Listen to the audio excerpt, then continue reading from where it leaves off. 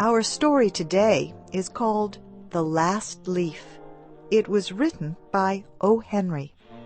Here is Barbara Klein with the story. Many artists lived in the Greenwich Village area of New York. Two young women named Sue and Johnsy shared a studio apartment at the top of a 3-story building.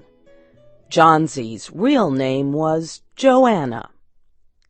In November, a cold, unseen stranger came to visit the city. This disease, pneumonia, killed many people. Johnsy lay on her bed, hardly moving. She looked through the small window. She could see the side of the brick house next to her building. One morning, a doctor examined Johnsy and took her temperature. Then he spoke with Sue in another room. "She has one chance in, let us say, 10, he said, "and that chance is for her to want to live. Your friend has made up her mind that she is not going to get well. Has she anything on her mind?" She wanted to paint the Bay of Naples in Italy some day," said Sue. "Paint?" said the doctor. "Bosh! Has she anything on her mind worth thinking twice? A man, for example?" "A man?" said Sue. "Is a man worth— But no, doctor, there is nothing of the kind." "I will do all that science can do," said the doctor. "But whenever my patient begins to count the carriages at her funeral, I take away 50% from the curative power of medicines." After the doctor had gone, Sue went into the workroom and cried. Then she went to Johnsy's room with her drawing board, whistling ragtime. Johnsy lay with her face toward the window. Sue stopped whistling, thinking she was asleep. She began making a pen and ink drawing for a story in a magazine. Young artists must work their way to art by making pictures for magazine stories. Sue heard a low sound, several times repeated. She went quickly to the bedside. Johnsy's eyes were open wide. She was looking out the window and counting backward. 12, she said, and a little later, 11, and then 10, and 9, and then 8 and 7, almost together. Sue looked out the window. What was there to count? There was only an empty yard and the blank side of the house 7 meters away. An old ivy vine, going bad at the roots, climbed halfway up the wall. The cold breath of autumn had stricken leaves from the plant until its branches, almost bare, hung on the bricks. "What is it, dear?" asked Sue. 6, said Johnsy quietly. "They're falling faster now. 3 days ago there were almost 100. It made my head hurt to count them. But now it's easy. There goes another one. There are only 5 left now." "5 what, dear?" asked Sue. "Leaves on the plant. When the last one falls, I must go too. I've known that for 3 days. Didn't the doctor tell you?" "Oh, I never heard of such a thing," said Sue. "What have old ivy leaves to do with your getting well? And you used to love that vine. Don't be silly. Why, the doctor told me this morning that your chances for getting well real soon were, let's see exactly what he said. He said the chances were 10 to 1. Try to eat some soup now, and let me go back to my drawing so I can sell it to the magazine and buy food and wine for us." "You needn't get any more wine," said Johnsy, keeping her eyes fixed out the window. "There goes another one. No, I don't want any soup. That leaves just 4. I want to see the last one fall before it gets dark. Then I'll go too." "Johnsy, dear," said Sue, "will you promise me to keep your eyes closed and not look out the window until I'm done working? I must hand those drawings in by tomorrow."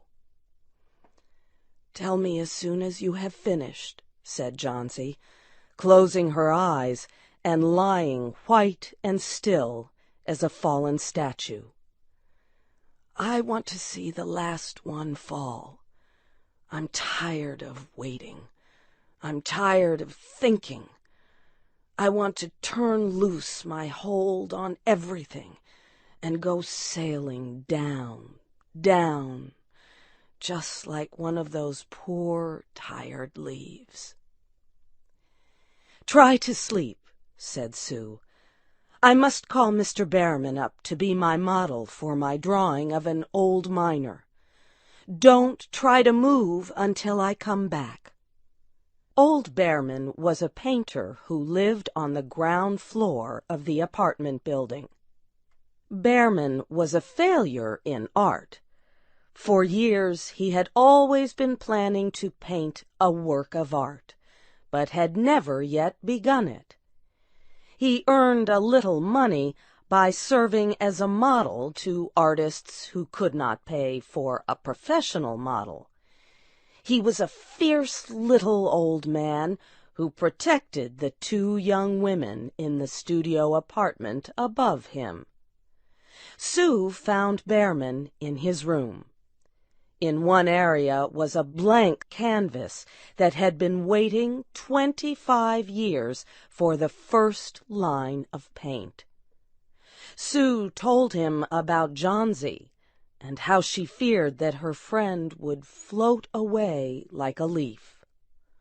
Old Behrman was angered at such an idea. "Are there people in the world with the foolishness to die because leaves drop off a vine? Why do you let that silly business come in her brain?"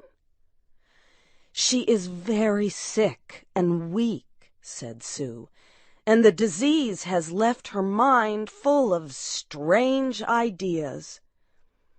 "This is not any place in which one so good as Miss Johnsy shall lie sick," yelled Behrman. "Some day I will paint a masterpiece, and we shall all go away."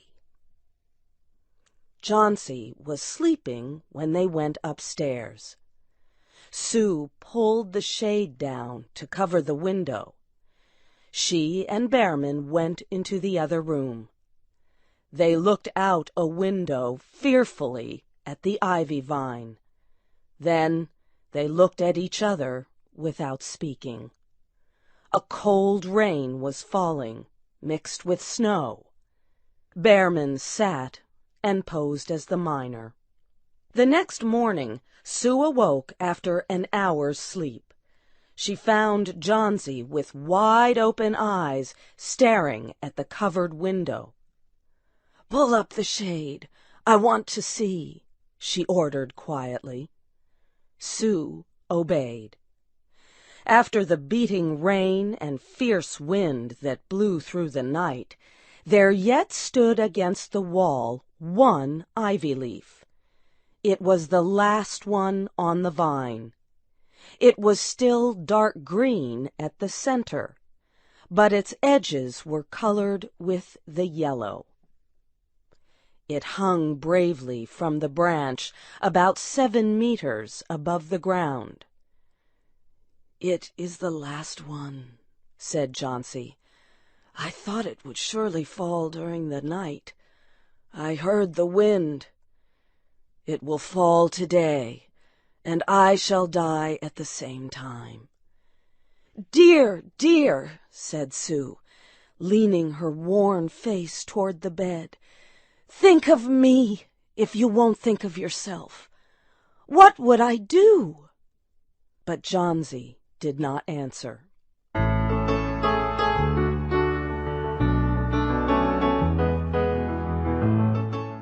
The next morning, when it was light, Jauncey demanded that the window shade be raised. The ivy leaf was still there.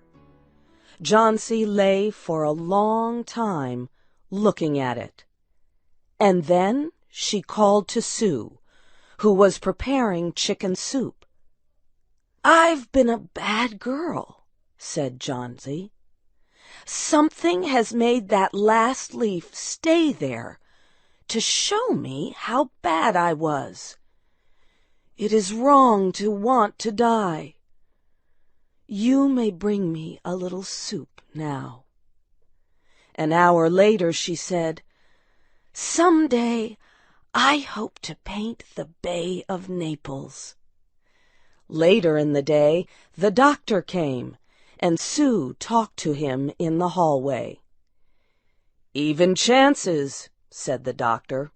"With good care, you'll win. And now I must see another case I have in your building. Behrman, his name is. Some kind of an artist, I believe. Pneumonia, too. He is an old, weak man, and his case is severe. There's no hope for him, but he goes to the hospital today to ease his pain." The next day the doctor said to Sue, "She's out of danger. You won. Nutrition and care now. That's all." Later that day, Sue came to the bed where Jauncey lay and put one arm around her. "I have something to tell you, White Mouse," she said. "Mr. Behrman died of pneumonia today in the hospital. He was sick only 2 days. They found him the morning of the first day in his room downstairs, helpless with pain. His shoes and clothing were completely wet and icy cold. They could not imagine where he had been on such a terrible night. And then they found a lantern, still lighted, and they found a ladder that had been moved from its place, and art supplies and a painting board with green and yellow colors mixed on it. And look out the window, dear, at the last ivy leaf on the wall. Didn't you wonder why it never moved when the wind blew? Oh, darling, it is Behrman's masterpiece. He painted it there the night that the last leaf fell." You have heard the story The Last Leaf by O. Henry. Your storyteller was Barbara Klein. This story was adapted by Shelley Gullist and produced by Luan Davis. I'm Faith Lapidus.